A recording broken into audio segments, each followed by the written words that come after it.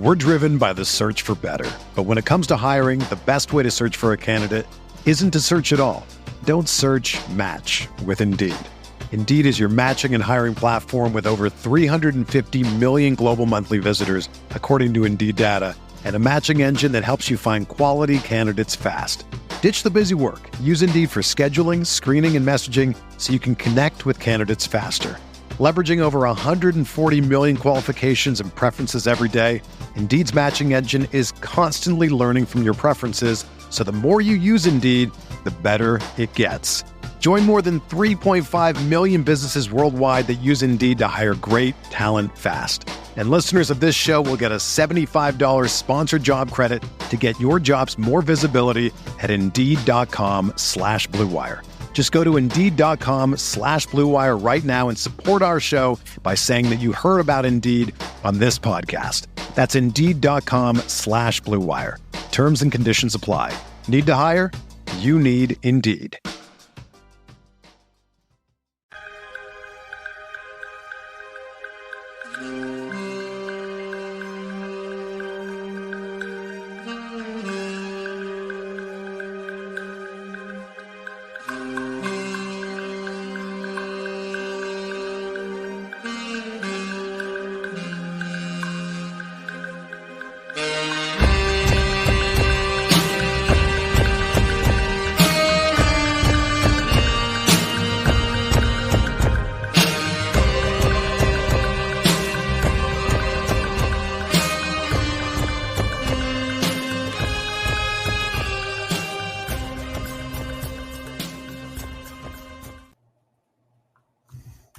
Hello, everybody. Welcome to Pod Maverick After Dark. I'm Kirk Henderson, joined by Josh Bowe. We are both editors over at MavsMoneyball.com. We are coming to you a little bit before midnight on Wednesday, May 1st. The Dallas Mavericks just handed the Los Angeles Clippers their worst playoff defeat in their franchise's bizarre history, 123-99. Josh, how you doing?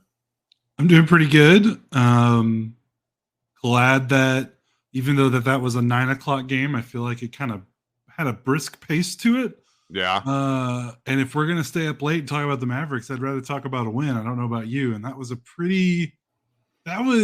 as definitive a win you'll see in a game 5 with a series tied 2-2. I think you'll ever see. I can't remember a lot of series I've seen in my time when it's tied 2-2 and game 5 is this was a no doubter. I mean, if people were worried about the Mavericks' disposition coming into this game after getting down by 31 in game 4, and then you expend all this energy, both physical and emotional, to get back into that game, and then you lose, you basically make that big comeback and then kind of fall flat in the final minutes. People were wondering, okay, well, how are they going to come out and how are they going to respond? Well, don't have many questions about their response. That was dominance from the team tonight. And there's a lot of different ways we could talk about this game, and I think the right way to talk about this one is to talk about how the Mavericks started, because how the Mavericks started the game ended up being really emblematic of the way that they finished it, and that the roles were reversed, at least for me early on, with Kyrie Irving coming out and getting the first shot of the game, a nice little lefty running floater. I mean, Kyrie Irving had only 14 points and 6 assists, but he was utterly instrumental in this game where it was very weird to hear Charles Barkley after the game, like, constantly refer to Luka needing to push the pace more. And it's like, Luka pushed the pace all game, but he did that following Kyrie Irving's lead, because Kyrie Irving pressed early. He found PJ for a dunk on the second Mavericks possession of the game. And from that point on, the Mavericks just played at a different speed. There was so much. The first quarter was really one filled with kind of like an obnoxious level of consternation. The Mavericks, I think, were 1 of 10 from 3 in the first quarter. They were. And the thing about that, though, was the looks were good. It's just they're not going down. And that sort of, that continued for the series. I can't even remember. I don't have my box score pulled up. What did the Mavericks shoot from 3 for the whole game? 14 of 39, so right about 36%. Pretty awesome. So yeah, they rebounded in a big way, largely due to like Maxi Kleber and like everybody that you didn't think that would hit threes. And we'll circle back to that. But it was just sort of a tense game. The Mavericks ended up leading the Clippers 25-24. Clippers only went 3 of 8 from 3 with Zubac once again scoring like half the points. He had 8 points in the quarter, and it's like, God, are we going to be dealing with this again? The second quarter was interesting because the Mavericks just sort of slowly worked themselves ahead. Daniel Gafford went to the line 6 times in the period, and I thought that was sort of emblematic of the way the Mavericks forced the issue. What did you think about that second quarter? Because the by the end of the second quarter, you could feel an avalanche coming, but it wasn't entirely evident until the start of the third. Yeah, the second quarter to me, you're right about Daniel Gafford getting 6 free throw attempts, kind of showing what they were doing. They were just kind of relentless in their attacking of the paint. And then James Harden and Paul George combined for 6 points in the second quarter. They combined to go 2 of 5 from the floor. George only took 1 shot and had 2 free throws in the second quarter. That was, to me, that's the story, because that's game 4. They were incredible. They couldn't miss a shot. In game 5 in the second quarter, I mean, nothing.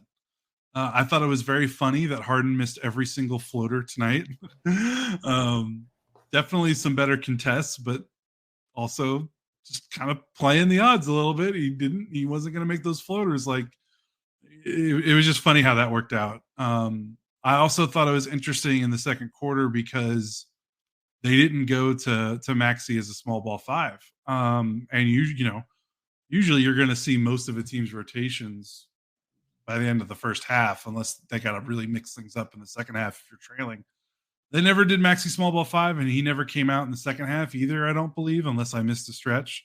So it was pretty evident that the Mavericks determined after game 4, we're going to play big.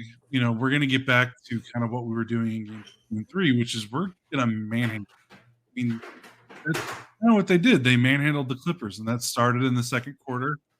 Clippers did not shoot well from 3 at all. Everyone predicted they were probably going to cool off a little bit. And that's kind of their only out, because they cannot score in the paint in this series. And that started in the second quarter, and the Mavericks carried that through. The Clippers shot 14 of 33 in the restricted area, 42%. And that's been happening all series, even in games 1 and 4. That's been happening. They haven't been scoring efficiently in the paint. The Mavericks are walling off the paint. They're giving up some threes. Yes, they are giving up some floaters, but they're making the right bet. Like, we don't think you're going to win a game without being able to consistently score at the basket, which is like the most important shot in basketball, right? Like the best shot. Like, we're going to cut that off, and we're going to see how you respond. And then how they respond is the Clippers basically almost have to pray that they're going to hit 50% or more of their threes, and they shot 25%, and that's the game. Well, and so you're watching in the second quarter, and the Mavericks inch ahead. They're ahead by 4 points. They're ahead by 6 points. They're ahead by 8 points. And then the play, which just should have, it was the coming of the 4 horsemen, essentially, where Kyrie Irving threw a 40-foot alley-oop to a sprinting Daniel Gafford. It's really hard. Like I think unless you show someone that play, it's very hard to describe just how impossible that pass, catch, and dunk looked. And that was when I was like, oh, okay, something's coming here. Something's coming here in a big way. And then in the third quarter, the Mavericks come out at a halftime, and the Clippers simply fell apart.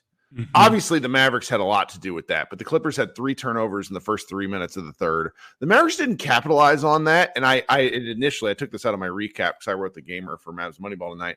I was a little concerned that the Mavericks didn't take advantage of those early turnovers, and then all of a sudden the Mavericks are up by 21 points.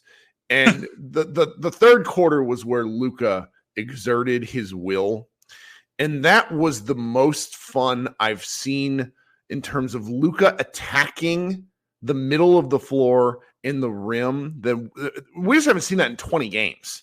Now, in some of those games, the Mavericks haven't needed it. and that's fine. But in these playoffs, Luka shot he shot 42% or less in the previous 4 games. Tonight he was 14 of 26. I don't know how many 2-pointers he made, but he was primarily doing a great job just getting inside. Now, he can still operate like a madman from 17 to 18 feet out. He still hit some crazy long 2-point jumpers that were Dirk Nowitzki-ish. But he was I think he surprised the Clippers with how much he went to the rim. And there was at one point a stretch where I think he scored 6 straight, either through diving all the way to the rim or getting fouled. And the Clippers were just like at a loss because he hadn't done that yet all series. And I think part of that, and this is my opinion, part of that was, Luka's knees not feeling right. Part of it is he doesn't always want to go down and get wrecked in the paint. It's a long game. It's a long series. He gets fouled every damn possession. And those bumps and bruises and that stuff, particularly from behind, are a little bit dangerous.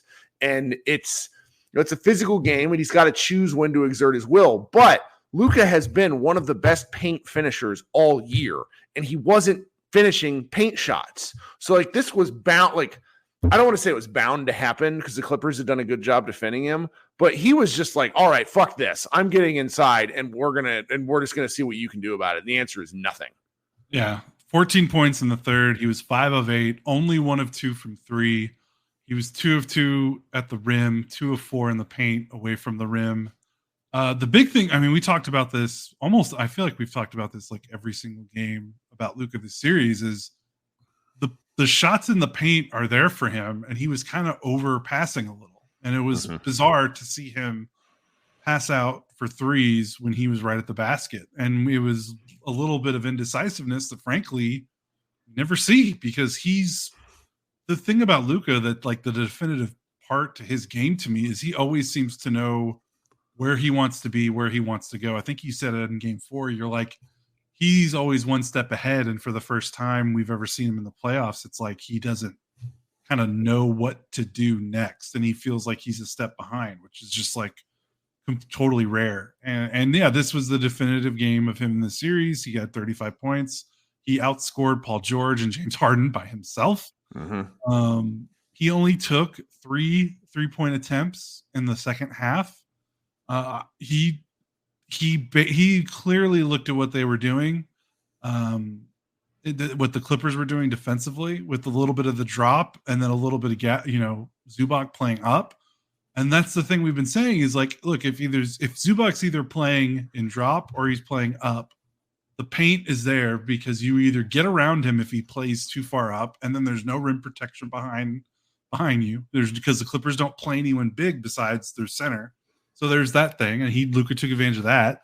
And then there's the drop. If he's in drop, floater range. And how good has Luka been in that floater range all season? And he finally took advantage of it. He finally flipped in some shots outside the restricted area, but in the paint. And it was clinical. And it was the first time Luka looked kind of like himself offensively, I think, this series. And credit to him that he's been doing other stuff. He's been passing. He's been playing defense before tonight. But yeah, this was definitely his definitive game. And by the way, he was playing great defense too. So, considering how he looked at times in game 4 with his knee and how he still looked at times tonight, it's not like he got over it in one game. He was still laboring. The Clippers offense tonight was hey, let's pick on Luka, because I think they saw the game 4 tape and were like, let's just do that more. And that didn't happen. No, Luka was stonewalling both George and Harden. And the commentator, I don't really want to talk about the TNT guys too much, because it's like they're watching it's like they're reading off of a preordained script, and they sort of have to stick to the script. And Reggie Miller, who by and large is kind of fun because he's very enthusiastic about basketball, but I like that. So I don't want to hate on him too much. But one of the things he's like, well, man, Luka's getting blown by James Harden. And it's sitting there going, say that again. Yes, Luka Doncic is getting blown by former MVP James Harden, only he wasn't really getting blown by. He was sticking with him and was recovering. He took a charge in the first quarter from Luka. Luka played really good defense in this game. You're right about it, and was active in so much as he can be. Yes, his mobility is still not great, but it was really something to watch. And between that and you bring up another thing that I want to talk about with Luka, where I was really loving. He was getting the ball across half court with 19 to 20 seconds left in the shot clock. And those 2 extra seconds, a lot of people, Iztok Franco, our former colleague, D Magazine writer, so one time he pulled a bunch of stats on this. And you don't think that 1 or 2 seconds matters, but for where he ends up getting the ball, like sometimes he crosses the half court line, guys, with 16 seconds left. He was getting to the 3-point line with 19 seconds left. And the Clippers are not used to that. Everybody's used to Luka setting up and taking care of the defense's set because he's going to figure out how to punish you.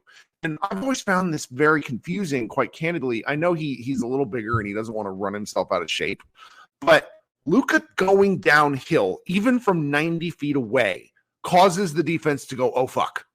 So I like it when he's doing this sort of thing because even if the first pick and roll is not particularly successful, he's still making guys make decisions. And there was so much better early ball movement from the Mavericks in all elements tonight. I mentioned Kyrie Irving plays a big part in that. Luka, I just thought that Luka did a great job with that. And he talked about it. He just needs to stick with it. It's a him not problem. It's a him. He is in charge of it, essentially. And so I hope he continues with it as the playoffs go along. I was a little bit worried at elements of the third quarter and then as the fourth quarter started because they were kind of milking the clock. But then they just kept punching the Clippers in the mouth. It was great. Yeah, you talked about pushing the pace, but while they did that, they still controlled the ball. They had 8 turnovers. The Clippers had 13.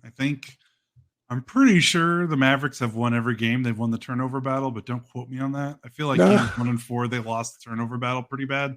Kyrie and Luka combined for 16 assists and only 2 turnovers. Luka only had 2, and Kyrie had 0.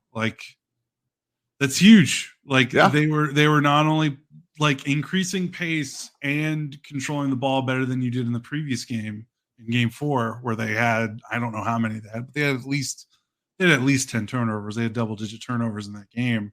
That's impressive. That's impressive to play with pace and then also control the ball. This felt like a game it felt like everything they saw in game 4. They were prepared for this game.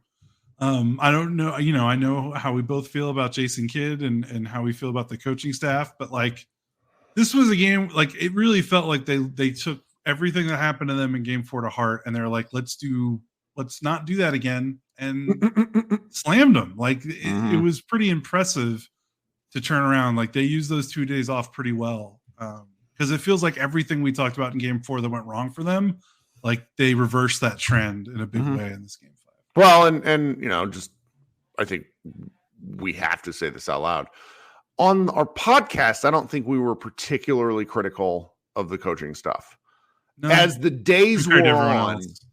As the days wore on, I raised some questions. I tweeted a lot. We wrote articles about it. There are things that were brought up. Kidd's inclination, the coaching staff's inclination to let James Harden shoot those floaters, to not get killed by those guys' threes was correct. Yeah. It was correct. So those guys shot 3 of 13 from 3, George and Harden tonight.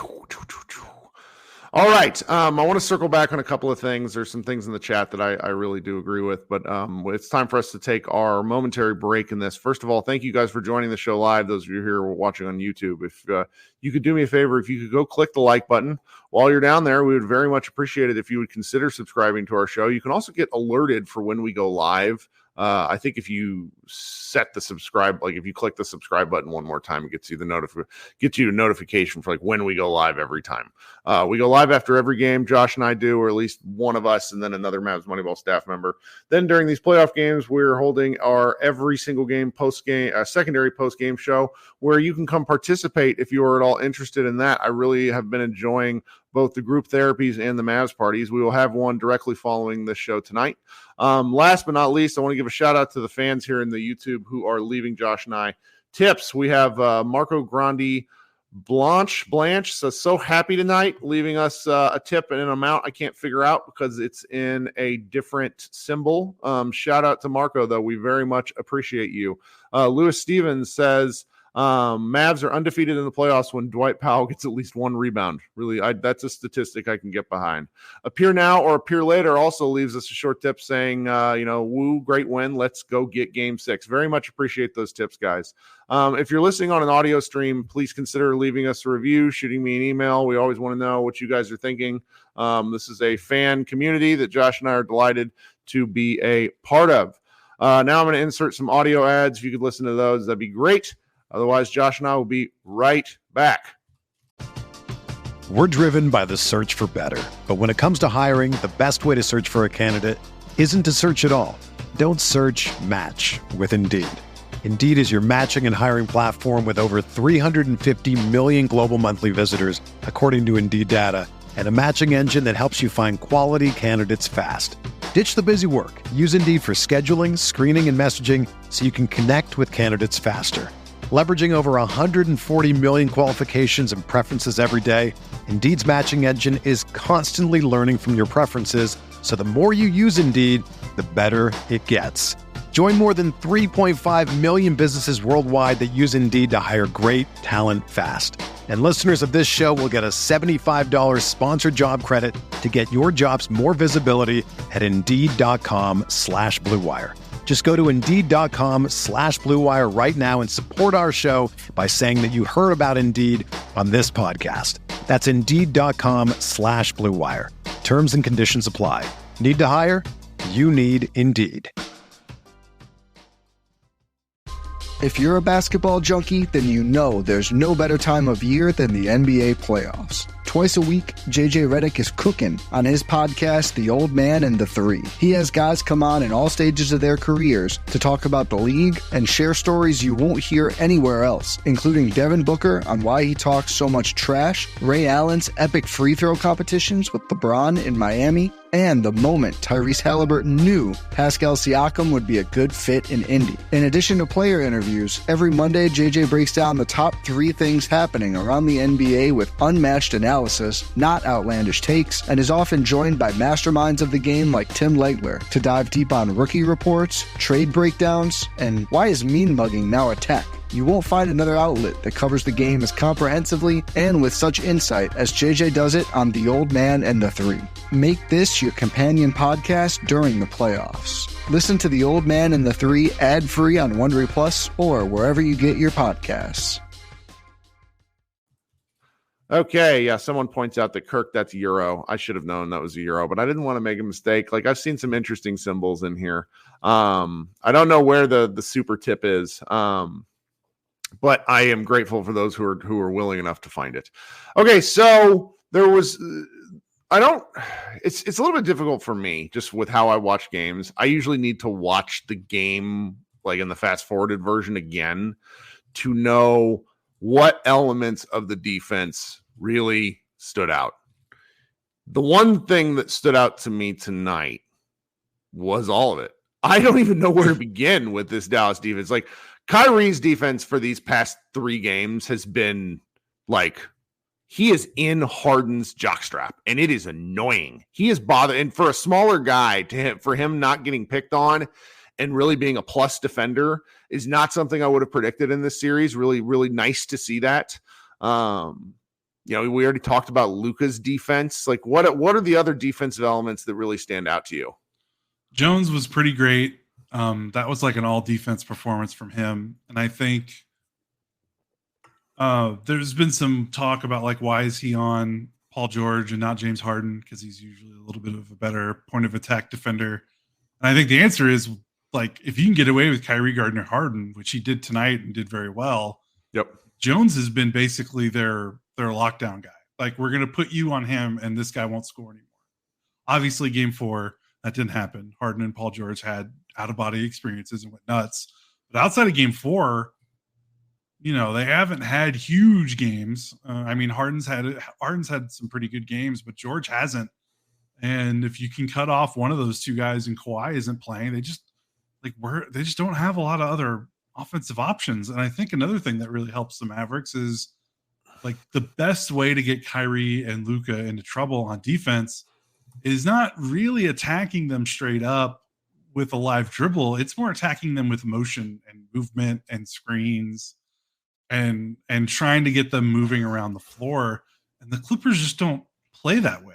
Nope. With Harden and George, it's a lot of single pick and roll isolation basketball. Like those two are just not getting run through the ringer off the ball because, guys like Coffee. That's not what the Clippers do. They just don't do that. They rely on their star power, and those guys have held up pretty well in those isolated situations. So if the Clippers are content with their role players kind of standing and watching their stars, you're just giving the Mavericks more opportunities to let Kyrie and Luka play defense because that's their weakness. Like we've seen it, like a team like the Pacers. That's a team that Rick Carlisle motion offense with a lot of moving parts. That's what gets them into trouble, not kind of, the ball watching star dominant game.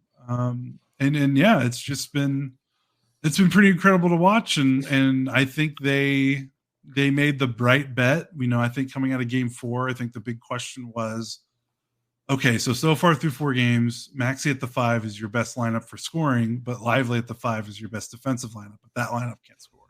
So it's like, what are you going to do? Are you going to try to manufacture stops with your Maxey at the 5 and rely on the offense? Or are you going to try to find a way to get some buckets with Lively at the 5? Mm-hmm. Clearly the coaching staff chose the latter because Maxey didn't play 5 all night and the Mavericks shot 54% from the floor. So they found ways to get buckets with Lively at the 5. And if they're going to do that with the way Lively has been playing defense and with the way the team has been guarding with Lively at the 5, I mean, this series is going to be over in 6 games. Like, if the Mavericks are going to get offense with Lively on the floor, I don't see how they lose. I know that sounds a little cocky or maybe a little arrogant, but just the way the series has been going, like they've just been dominant defensive with Lively on the floor. Their Achilles heel with Lively has been, can they find buckets? And they found a lot of buckets. Well, and frankly, give me more Lively offense. I want to see him make choices because when he makes choices and they're confident ones, there was one play where he got stuck in the middle of the key and then he and Josh Green had a turnover. But beyond that, and he did he even get stuck with that turnover? Yeah, he did. He was really fun to watch on offense. I got into a debate with one of my followers who liked to tell me that and this is back at the end of the regular season, who tried to tell me that Lively got to make lots of decisions as the role man. And that's just not true. Luka serves him up for oops, but there have been instances where, Lively averaged just under an assist per game in the regular season. But Lively has the ability to score out of that role, to pass out of the role, dribble, dunk. I wouldn't mind if they can. He just has really nice touch. Like I wouldn't be shocked if he develops like a weird little floater game at some point. Right now he's just trying to dunk everything, but I'm perfectly fine with those kind of attempts next to the rim. Seriously, because they're making the Clippers. James Harden got the kid tried to call a challenge on in the first quarter, but James Harden got away with a flop right in front of the refs because his beard was sticking out because Lively goes up for a dunk. I just want to see Lively make these choices. I really enjoy just watching him make choices and evolve as a player during the year. Yeah, he had that one bucket where he caught it at the free throw line and it's smart, but he does the thing where when he catches it at the free throw line, when they send 2 on the ball on the pick and roll, and he pivots and he very much clearly is like, okay, what's the floor balance like? Like he's like, are there shooters? No. Okay, I'm going to the rim.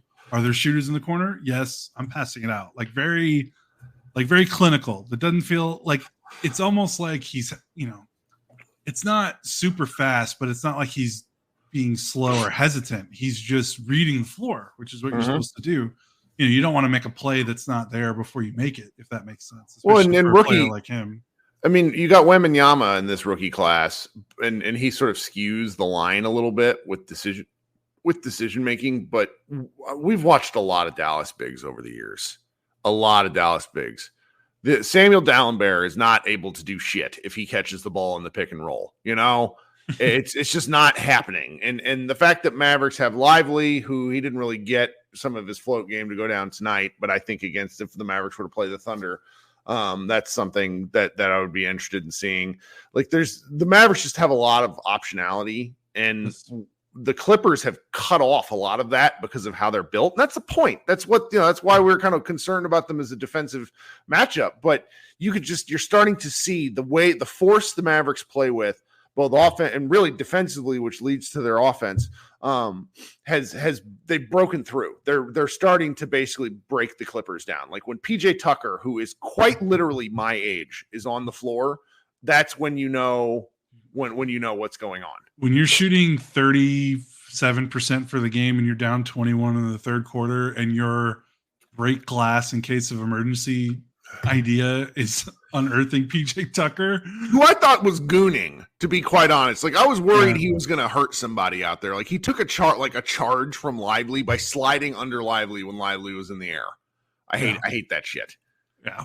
But yeah, that was a desperation play that did not work at all. He was a -10 in 10 minutes. But yeah, I've talked about it before, but like, just look at the steals and the blocks for both teams after every one of these games, especially the one the Mavericks win. The Mavericks had 11 combined steals and blocks. The Clippers had 4. Like the Mavericks are just an athletically, physically superior team. And the only way the Clippers have won 2 games. They've hit 65% of their threes in those 2 wins. Yep. Like that's the only way they can win. They can't win any other way. They have to bomb from 3. If they don't bomb from 3, they have no, like, what's their pivot? Because they can't. Well, I mean, let's be clear here. They have the shooters to do this. Like this is a real, what's ridiculous about this, if I'm being honest, is it's a bit of a role reversal to the 2021 series. Right. Where the Mavericks, like Tim Hardaway and the Mavericks, shot a gajillion %. I mean, they got up 2-0. They were up 5. They were up 3-2 heading into Game 6, and Game 6 was the one where Kawhi took our souls. This is just, it's a different type. So, I mean, I'm looking through the box score, and you could really go through and have something to say about everybody. We've not touched near enough on Maxi Kleber's back-breaking 3-point shooting in the second quarter. He went, I think, 4 of 5 in that quarter. 3 in the opening 4 minutes. When do you think the last time that dude scored 12 points in a quarter? I don't know. I mean, there's I don't know if you saw this absolutely bonkers stat. Maxi Kleber, 15 points, 5 of 7 from 3, plus 17. Only Luka has more playoff games with 5+ threes in Mavericks history. Not Dirk. No way. Maxi Kleber. This is from StatMuse. That is an insane stat. I almost don't want to believe it. I can't. I mean, I'm going to not Jason Terry. It's Luka and Maxi. That feels weird. Doesn't that feel weird? I mean, but it's more games with 5+ threes. Yeah.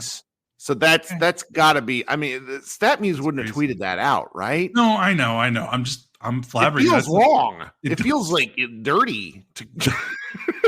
I could kind of buy it on Dirk because in the playoffs, in that era, he was the mid-range post-up machine. So, but Terry, like that's crazy. That's crazy. That's a crazy. Sure. Well, then I don't know. We might have to look into that one. But either way. But he had an incredible game and was really. I mean, didn't he do this against Utah in one of the games? He made a bunch of 3 in 2022 playoffs. He was awesome. He made a bunch of 3s. And this is why people who love Maxi stick with Maxi, because it's just an archetype of player that's like it's perfect. Like every NBA team wants a player like Maxi. Do they actually want Maxi? That's another discussion. That's another topic because we've seen him go through his ebbs and flows, his slumps. His health history has been up and down for the last 3 years, to say the least.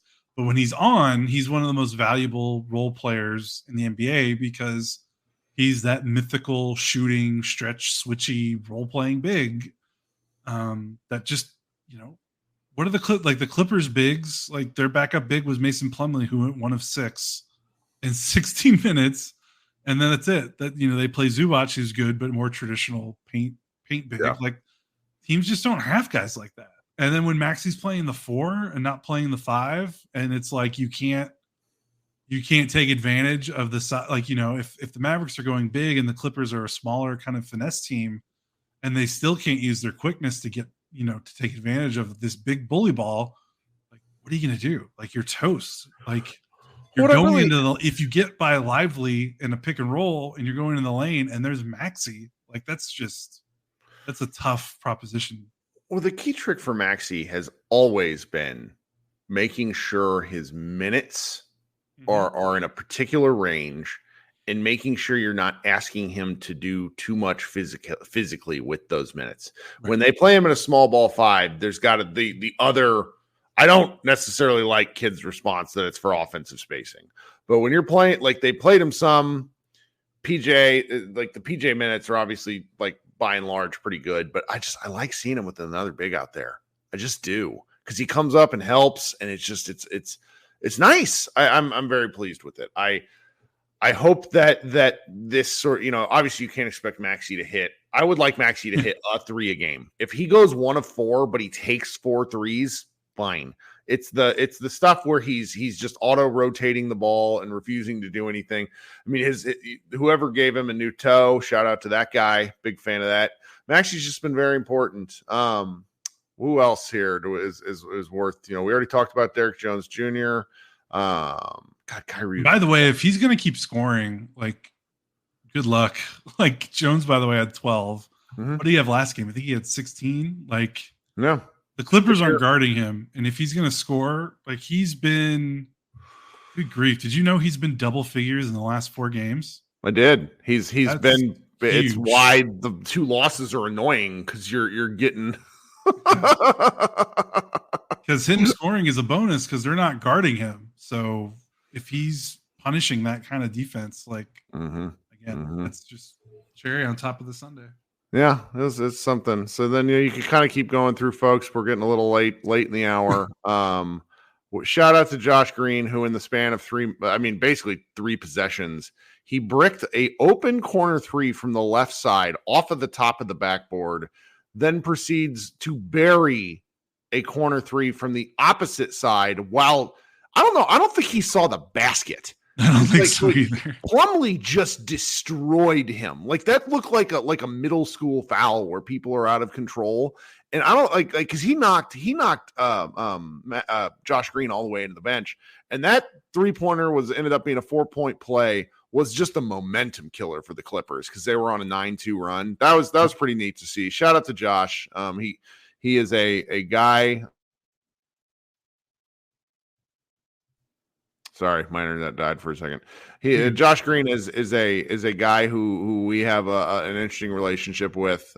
His defense tonight made me laugh out loud a few times because he just was like escorting guys to the rim. But momentum killing, back-breaking threes. High five, Josh Green. I need to know why he and Dwight Powell have these evil mustaches. They look like evil Spock. It's just, I need to understand it. It's not the look for me.